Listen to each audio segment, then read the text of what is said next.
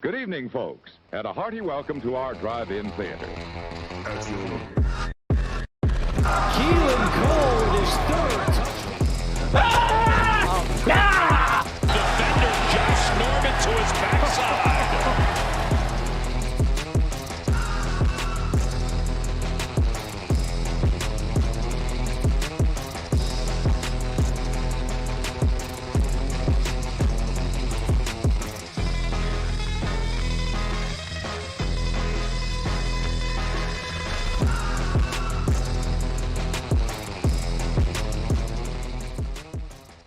Hey everybody, welcome to Pulp Fantasy.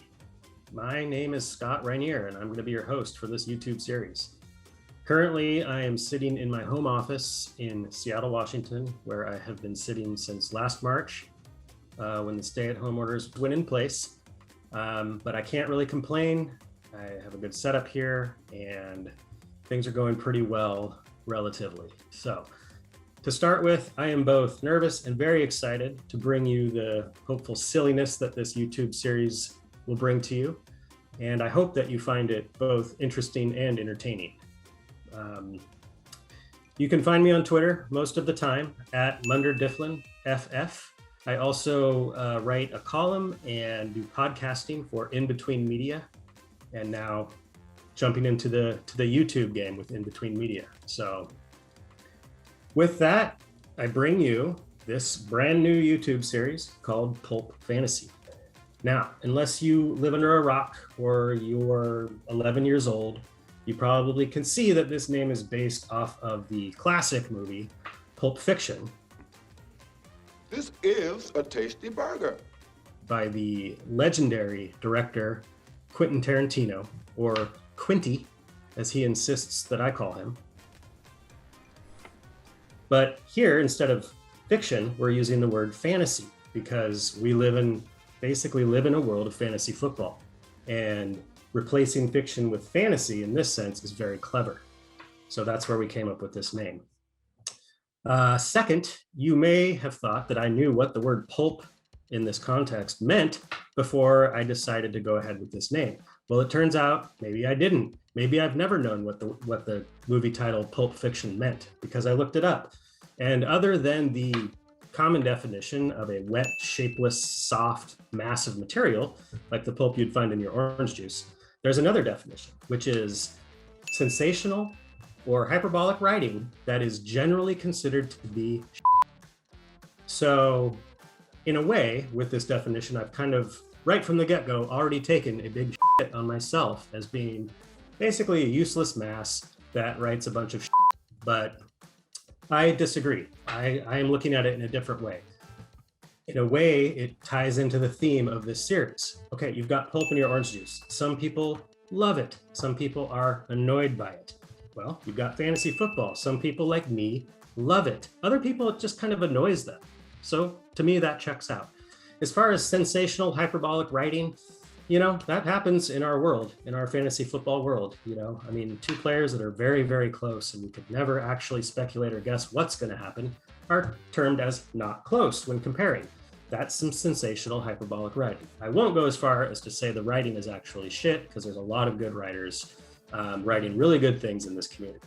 So anyway, the basic theme of this show, just so you know, I'm still working out how it's gonna evolve.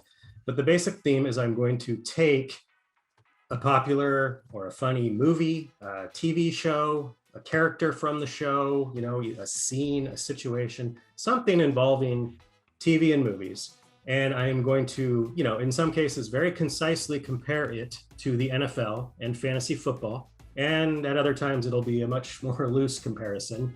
But hopefully through that process, it'll be entertaining. You might find out some things you didn't know about both the pop culture side of it and the fantasy football side of it, and have a good laugh, and have a good time. So that's what this show is. It's called Pulp Fantasy. And with that, I'm going to jump right into our first topic. I don't remember asking you a goddamn thing.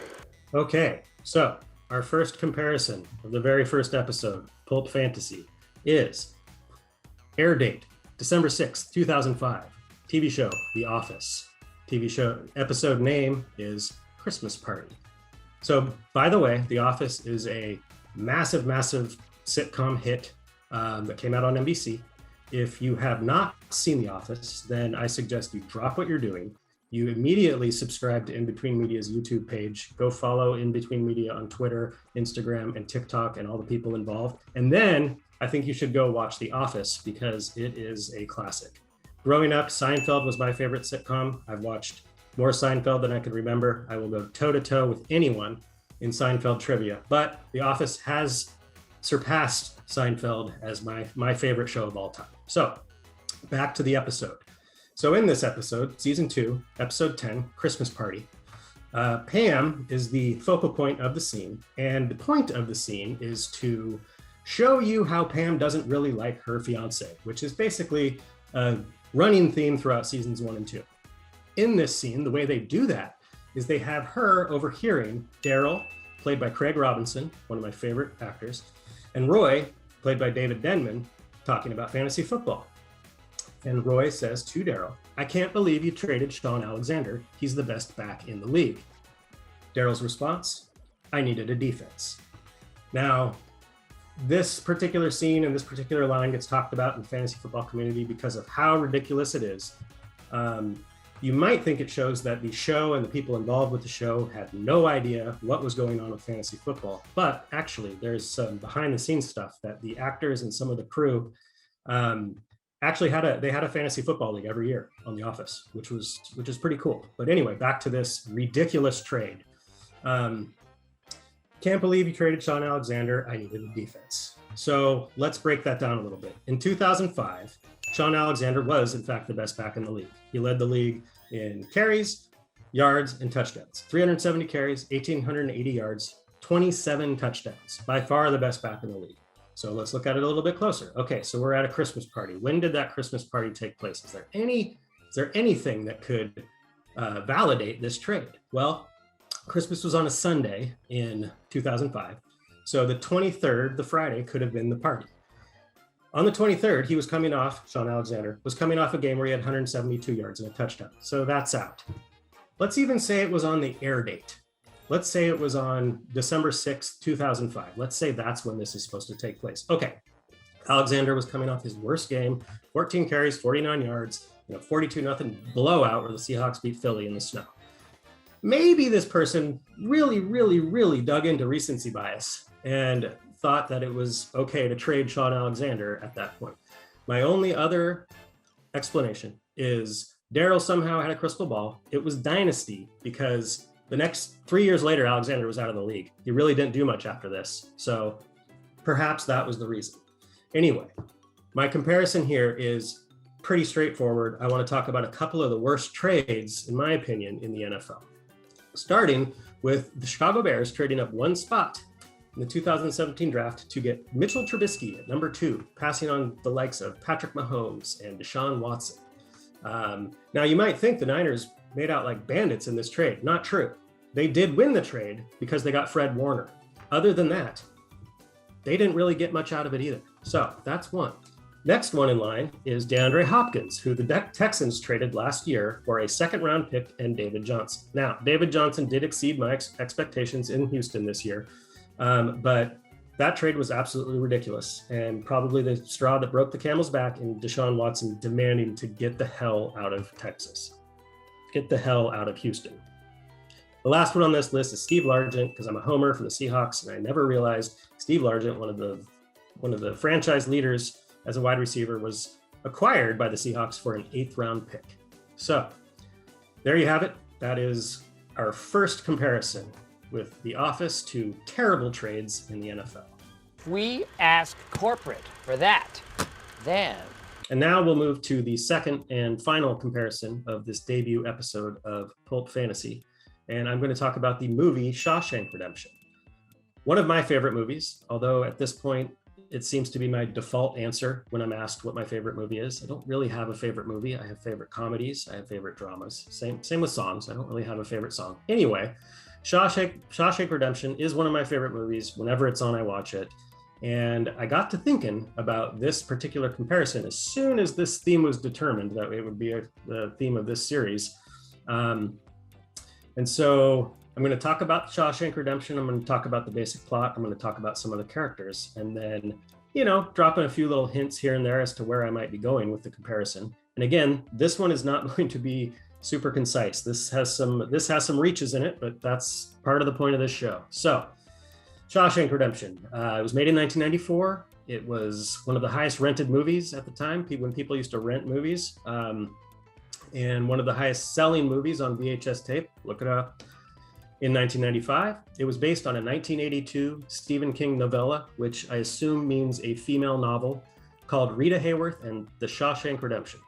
So the basic plot of this movie is Andy Dufresne, played by Tim Robbins, finds out his wife is cheating and goes to confront them and decides against it and leaves. Turns out, coincidentally, somebody else kills them, and it really, really looks like Andy did it, and he goes to prison for life. He's sentenced to prison for life. I don't fault anybody in the legal system of this fictional world because it really looked like he did it. So anyway, he gets to prison and he ends up spending 20 years at Shawshank Prison. He meets what becomes a longtime close friend, Red, who's played by Morgan Freeman. He has a really, really mean, but also really, really savvy warden Samuel Norton, played by Bob Gunton. He has an arch nemesis in the beginning, named Boggs Diamond, played by Mark Wolston. And the movie is basically about his prison life and how he ends up finagling and wiggling and strategizing to eventually escape 20 years later. So one key piece of information here is he ends up teaching his boss, teaching his warden, teaching his head coach how to cheat on his taxes through money laundering and taking kickbacks and basically providing prison labor for money that he didn't report on his taxes. He becomes very valuable to the warden over time at the prison, but ultimately he's been plotting his escape the whole time.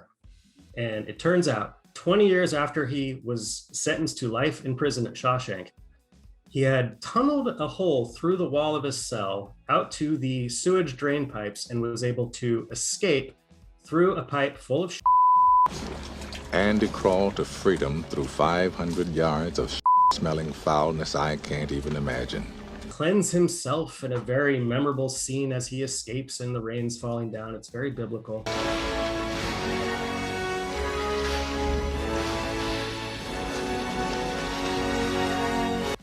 And ultimately flees to Tehuataneo, Mexico, where he presumably lives the rest of his life.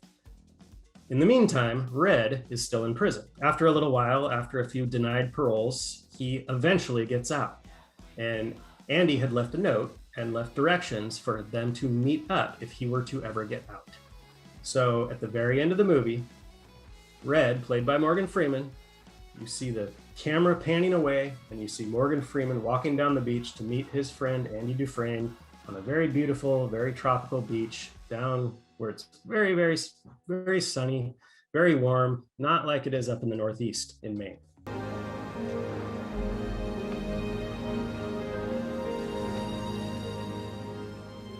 So there's your basic plot. There's your Shawshank Redemption. And I thought an interesting comparison was this. So let's switch. Let's see. Let's take out Andy Dufresne and let's call him Tom Brady. Let's take out let's take out the warden Norton and let's just give him a random name, Bill Belichick. Let's take out the guy. Let's see. Boggs Diamond was the guy that was in his way in the start until he was removed, and then Andy got to shine. Let's call him Drew Bledsoe. Let's see, who else? We got one more. Morgan Freeman. Okay, let's see. Let's take him out. So Morgan Freeman, he became very close. They were inseparable. They basically fed off each other. Tom Brady ended up leaving. And then at the very end, you see Morgan Freeman on a very tropical beach walking towards his friend. So I'm going to go ahead and replace Morgan Freeman with, let's just say, James White. We'll throw out a random name there. At the very end of the movie, after the escape by Andy Dufresne, the warden ends up killing himself. And that's where these comparisons obviously stop. that obviously didn't happen when Tom Brady, after 20 years exactly, escaped the Patriot way and fled to Tehuataneo, which I think is Spanish for Tampa Bay. And then my little speculation that James White is going to join him next year in Tampa Bay. That is where the comparison ends. But, you know, if there's some sort of equivalent of something like that, I would say right after Brady escapes, the Patriots went 7-9 and missed the playoffs. You know, that is also a tough pill to swallow. So again, this one has been a very loose comparison, but I found it interesting. There were enough connections, I thought, to make it entertaining. And I do like the picture of James White walking on the beach to meet his friend Tom Brady in Tampa Bay next year. So there you have it. There are the first 2 comparisons you're going to have on this new YouTube series, Pulp Fantasy. I hope you enjoyed it, and I will see you next time.